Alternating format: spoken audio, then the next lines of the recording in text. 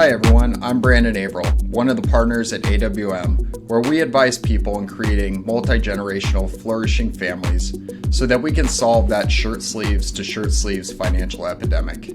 And this is a front row seat with AWM's Chief Investment Officer, Justin Dyer, and myself, as we discuss some of our clients' most pressing financial questions. This is AWM Insights, and let's dive right in. Well, Justin, welcome back. Welcome, everybody. For those of you watching, we got kind of a professional setup here. Hopefully, somebody's watching. So, if this is audio only, do us a favor, hop over to YouTube, check out the new setup. Maybe we'll come up with something for the wall here soon. But yeah, it's fun to be back. We're diving deep. We're going to dive deep into venture capital. We introduced the topic last week. The week before, we introduced private markets. So yeah, I'm excited to jump in, take this journey. What we're going to cover today is really, venture capital at a high level. Who are the players? I mean, what are we even talking about when we talk about venture capital? And then how do those players within the space actually interact with one another as we get a deal done? So maybe we'll start there, Justin. We'd love for you to just jump in super high level. When we talk about a venture capital deal getting done, who's giving money to who, and who's taking the money, and let's run through that a bit. Sure. With anything, or like with anything, there's a lot of history here, and things have changed over time. So I will say that we're going to focus more on the present day, I think, with this conversation, and talk about the players that really exist today, which again has changed over time, not drastically over the relatively short term, last 20, 30, 40 years, but going back, venture really actually dates back to the post-World War II era, and traditionally was led by big family money. So think about the Rockefellers, Vanderbilt, etc. Families are still a big part of it today. They invest with venture capital firms, but largely speaking, it's call it a consolidated industry where venture capitalists, those that are providing capital, are almost intermediaries between institutions, families like we just talked about, going back into time, RIAs like ourselves, so registered investment advisors, that is, and we deploy capital to a venture capitalist fund company or a manager, and then they are then in turn making investments directly into companies. So the venture capital, the VC, is typically a firm set up to aggregate money from various investors and then go and search for what they call portfolio companies to make investments in. We touched a little bit about the maturity of what companies they are, or the maturity of the companies that they are then investing in, early stage to growth stage. I actually just got an email today from a fund we're invested in about an investment they just made, and can kind of use that as a great example. Won't go into specifics. We're not supposed to there, but it's a great example, just using the general structure of what just happened to give a sense of really what we're getting into today. I think that's great. And the one key other person involved in this, right, is the entrepreneur. So at the heart of all of this is somebody that came up, maybe it's just an idea. It's still in the garage, and they're still banging around what the idea is and trying to figure out if there's product market fit or other reasons for them to be able to grow a big company. And then, you hit on funds quite a bit, but the venture capitalists, right, their whole point in coming in is that entrepreneur needs capital in order to make that idea come to fruition. And so, venture capital is another kind of term, I guess, for entering into a little bit more of a risky proposition, right? It's not typically, at least, and we'll get into the stages, and we hit on it before, but as we start out, there is somebody with capital to invest that is going to ultimately believe in the entrepreneur's idea. And so, as we start to work through that, I think it's really important to start to flush out some of this terminology we've been using. But okay, we've got, the early idea, the entrepreneur that has just an idea. We've got an entrepreneur that maybe has a little bit of sales. Then we've got the entrepreneur, right, that hopefully is approaching profitability and scale. Throughout those times, though, right, there's probably, and there are, leading question, but different people, right? Different venture capitalists, different flavors that are going to be kind of coming in at different stages. Is that accurate to say? And maybe cover kind of what that looks like, at least historically, because now it's all kind of blending together. Yeah. Like anything, things change over time, like I said at the very beginning. But no, you're spot on. I will even say that not all founders starting a company need venture capital, capital being the key term there. Where venture capital comes into play is really, high risk, high reward type investments. And maybe you can control the risk, if you will, and there's probably some critique you can make on that comment. But in general, high risk, high reward type investments. Whereas, a lot of small businesses are not necessarily high risk, high reward. And so that's something to keep in mind, right? Venture capitalists are looking for risk. They're looking for that outside return. And so generally speaking, if you're a founder and you're starting a company, you're like, wow, I have a great idea. We can scale this thing and really attack this market, but I need a lot of outside capital to do that. They're not going to necessarily, what they say, bootstrap that company themselves. So just a quick tangent there, but getting into your question specifically, right? The needs of a company are different depending on how mature they are. I think we've touched on this a little bit, but just to dive into it even more, where at the outset, you have an idea. Keep it plain and simple. You have an idea. Maybe there's somewhat of a product or a service that's been developed, but there's an idea and something that investors can understand. Certain investors are going to be a better fit for consumer-oriented companies. Certain investors are going to be a better fit for, enterprise software or fintech, et cetera, et cetera. But generally speaking, on the earlier side, it's more or less an idea. Maybe there's a little bit of traction you've gained in the marketplace, but it's very early on.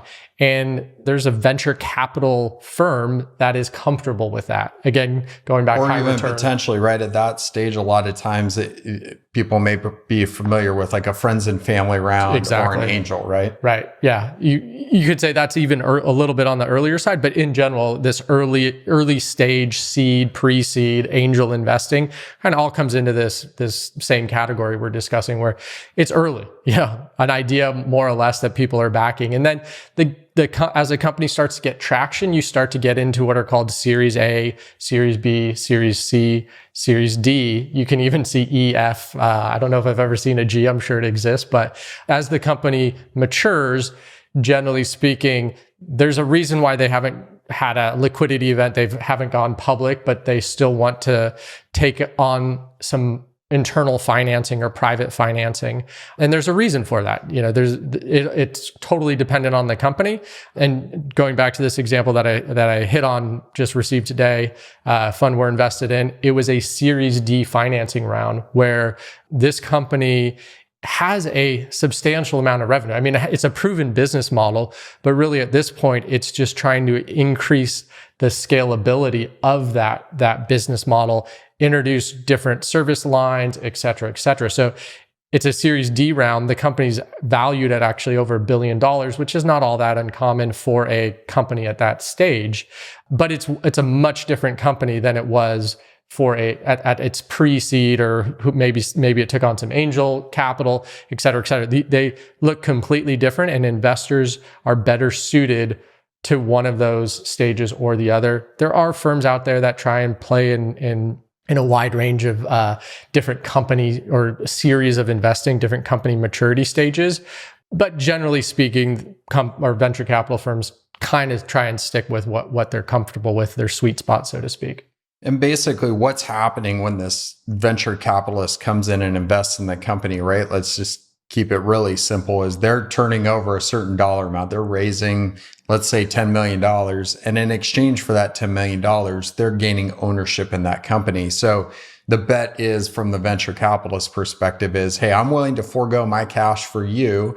And my expectation is you take that cash, you're going to grow the company. At some point, we're going to sell this company to another investor. And in that instance, then hopefully I'm handsomely rewarded. On the flip side, right, it's the entrepreneur that sits there and goes, I need the capital to actually grow this. I can't just take the idea, and you use the term bootstrapping, that only goes so far until you need money to fulfill orders, buy equipment, hire people, all these different types of things, right? And so, the other interesting thing is you start to evolve along this, and we'll get into this, I think, in future weeks, but it's not only always a money transaction, and that's where some of the specialty comes in, right? Like why you would want somebody that's really good at, let's say, Series A investing is because they've seen a lot of companies in that stage and they can give a lot of advice. So the capital is one thing, but as capital has become more plentiful, even in this relationship between the venture capitalist and entrepreneur, that value of experience, advice, etc., we talk about it a lot of times on the investor, the LP side. Why are we in a valuable limited partner? But that relationship also exists with the company and the venture capitalist, right? Oh yeah, no doubt. And that dynamic, I think, is getting more and more competitive as more and more venture funds are launched. More and more people are throwing their hat in the ring. The marketplace is getting more and more competitive. But I think the thing to keep in mind, I mean, we could have a whole conversation probably on that. The thing to keep in mind there is the people who are starting companies, and I'm talking really top tier companies that are backed by top tier firms. Like we've touched on it, I think, in the episodes leading up to this. The dispersion of returns in venture is substantial, and we were actually at an annual meeting earlier this week and hearing a VC firm speak. And I mean, I think he used the term something along the lines of like, there's a lot of crap or a lot of shit, I think is the term he used. There's a lot of shit out there.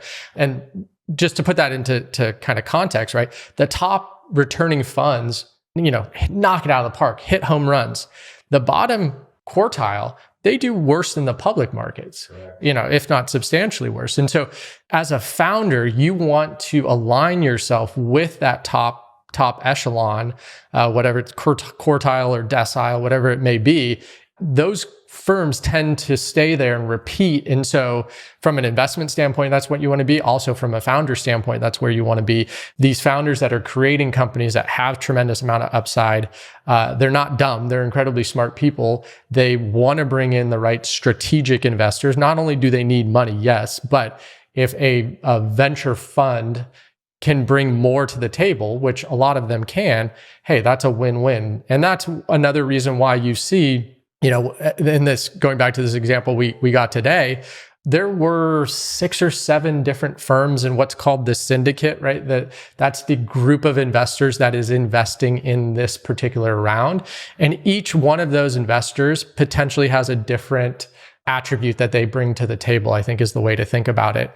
Obviously investors like to diversify. They probably never want to take the entire round if they could. In some cases they do, but it's kind of rare, and nor would founders necessarily want them to take the whole thing because, again, diversity of thought, diversity of value proposition is just generally a win-win from a founder perspective. Yeah, I mean, we've heard that a number of times talking with companies, right? If you're a founder, we've heard, hey, yeah, I didn't really actually need the money, but I wanted the experience. They have an operator within their venture firm that has walked this walk before, and their advice is the value there. So I'm willing to give up ownership and, take the money really just to have that venture capitalist on board. We've talked about this with Bessemer in the past, and a gentleman, Byron Deeter. It's like, if you have a cloud company, you want Byron to be involved at some level. That's just a huge value add. And so this relationship gets a lot more complex. Absolutely.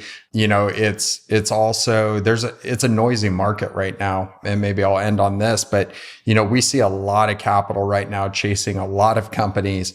And I think it goes back to that venture partner really talking about, there's a lot of crap out there right now because it's sexy. This is a pretty easy thing to sell, quite frankly, but it's hard to get into that top. He made the comment, they just raised their most recent fund. I think it was like $6.5 billion. It was more than double what their previous fund was. And they did it with 20% fewer investors in their fund. And the really point interesting was, statistic. Yeah. The point was, yes, there's a lot of money out there, but really, people, especially at the top end, they want to maximize the value of their relationships. You don't want to just kind of throw in people along the line. So yeah, anyways, so hopefully this was a helpful, groundwork for who the players are. simply the entrepreneur, who's the venture capitalist, what are the roles that they're playing here.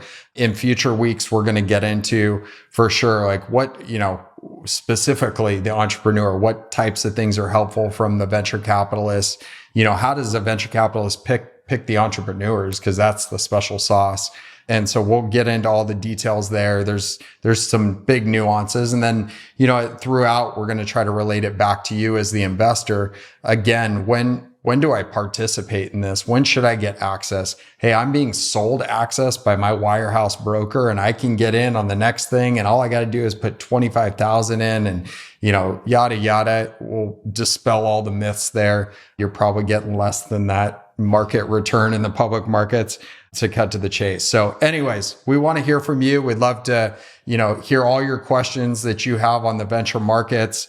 Shoot me a text, 602-704-5574. We'll respond right back to you. Comes right to my phone here, and would love to hear from you. So I'll give you the number again. It's 602-704-5574.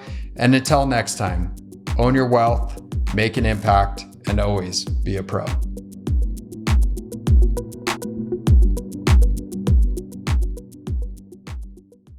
The information in this podcast is educational and general in nature and does not take into consideration the listener's personal circumstances.